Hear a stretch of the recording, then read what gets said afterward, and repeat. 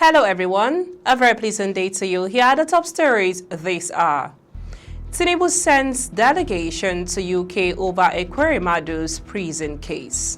EFCC declares former minister Timipre Sylva wanted. On the foreign scene, Syria to join US-led coalition to defeat Islamic group after Trump meeting. A very good day to you and welcome to First News Port Harcourt. I am Becky Usoro. Now the news in details. President Bola Tinubu has dispatched a high-level delegation to London to engage UK authorities on the case of Ike Ekweremadu, former Deputy Senate President who has been imprisoned in UK since March 2023. The delegation includes Yusuf Tuga, Minister of Foreign Affairs, and Lateef Fagbemi, Attorney General and Minister of Justice. The team arrived in London on Monday and met with officials from the UK's Ministry of Justice. Al-Qasim Abdul Kader, spokesperson for Minister Tuga, said on Tuesday that the presidential delegation's mission is to consult with UK authorities and explore the possibility of Ekweremadu serving the remainder of his prison sentence in Nigeria. The Ekweremadus were arrested by the London Metropolitan Police in June 2022 after the man was falsely presented at the Royal Free Hospital as a cousin of their daughter, Sonia, in a failed attempt to secure an £80,000 organ transplant.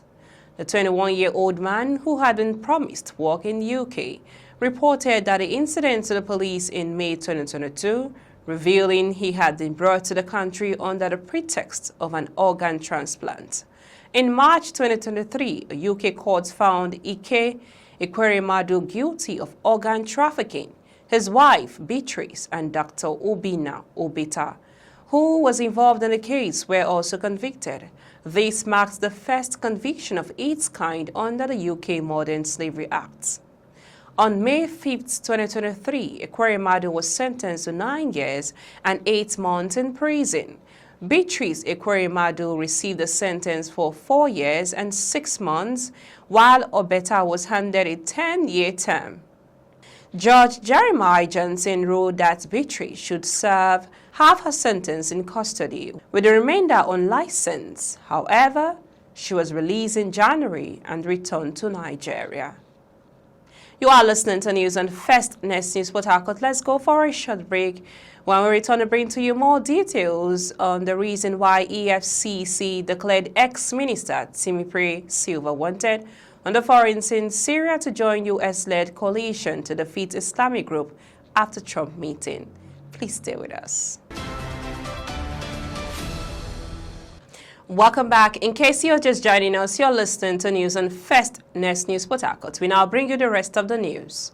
The Economic and Financial Crimes Commission, EFCC, yesterday declared former Minister of State for Petroleum Resources, Chief Timipre Sylva, wanted over alleged involvement in the dishonest conversion of $14,859,257, linked to a refinery project in Bayelsa State.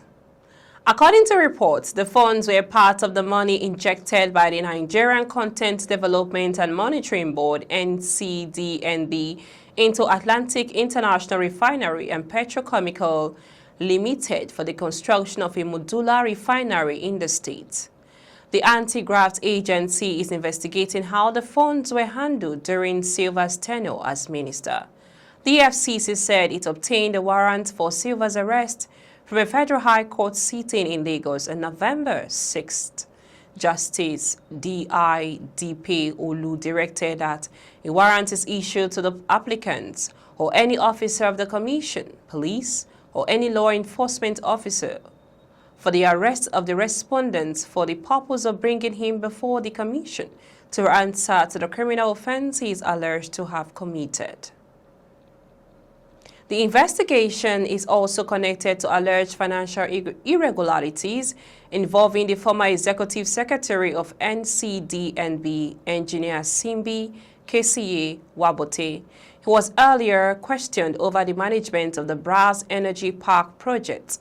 The EFCC also arrested the Managing Director of Atlantic International Refinery and Petrochemical Limited, Mr. Akintoye Adeoye Akindele, for alleged diversion of funds and money laundering. Findings by the Commission revealed that NCDNB, under Wabote's leadership, disbursed about $35 million to Akindele's company for a 2,000-barrel-per-day refinery, power plant, gas plant, and jetty at the Brass Free Trade Zone. However, since the release of the funds in 2020, the project has reportedly recorded very little progress. Sylva, who served as the Minister of State for Petroleum Resources between 2019 and 2023, has denied the allegation. He described them as politically motivated and aimed at tarnishing his reputation.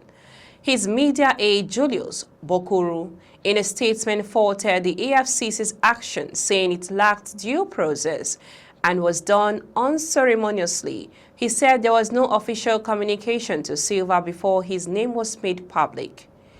Bokuru described the moves as a sudden digital proclamation, claiming that it was intended to inflame public sentiment and sustain what he called a political witch hunt. It is, to say the least, curious that what was once whispered in corridors as a coup matter has now quietly metamorphosed into a financial allegation. The same shadowy forces that once sought to criminalize Sylva politically now appear to have reinvented themselves as fiscal crusaders, he stated.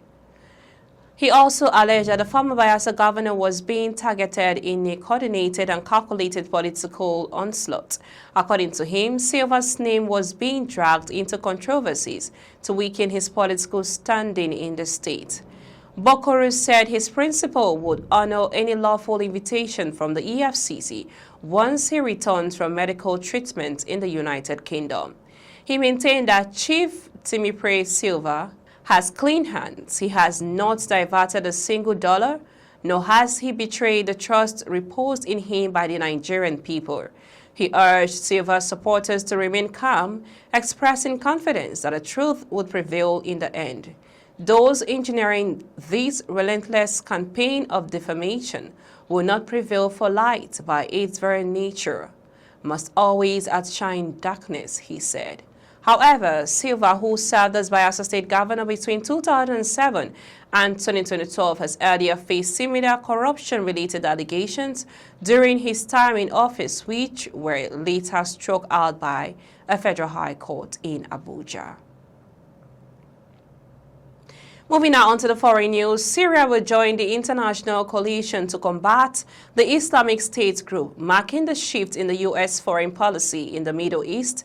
A senior Trump administration official has confirmed it.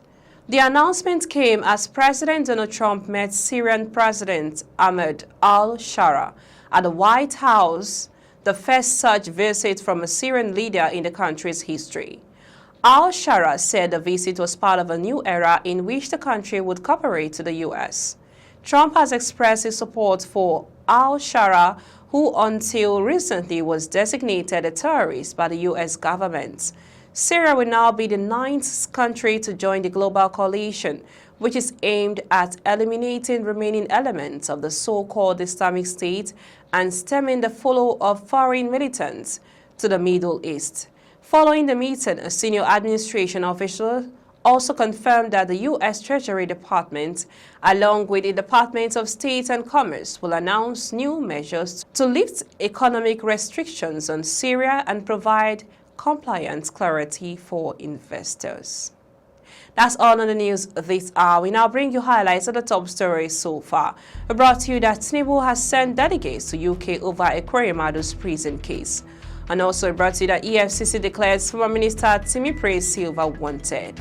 And also on the foreign, saying Syria to join US-led coalition to defeat Islamic group after Trump meeting. Do remember, democracy is the only system that persists in acts in the past, that be whether they are the past that ought to be.